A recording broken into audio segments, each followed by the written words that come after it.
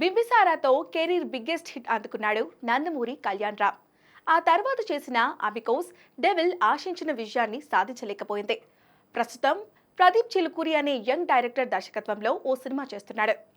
కళ్యాణ్ రామ్ కెరీర్లో #NKR21 సినిమాగా వస్తున్న ఈ మూవీని ముప్పా వెంకయ్య చౌదరి సమర్పణలో అశోక్ క్రియేషన్స్, అశోక్ వర్ధన్ ముప్పా మరియు సునీల్ బలసు నిర్మిస్తున్నారు.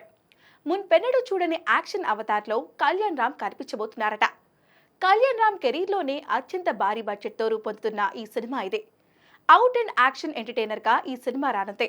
ఈ సినిమా వర్క్ ఆల్మోస్ట్ ఫినిష్ స్టేజ్కు చేరుకుంది.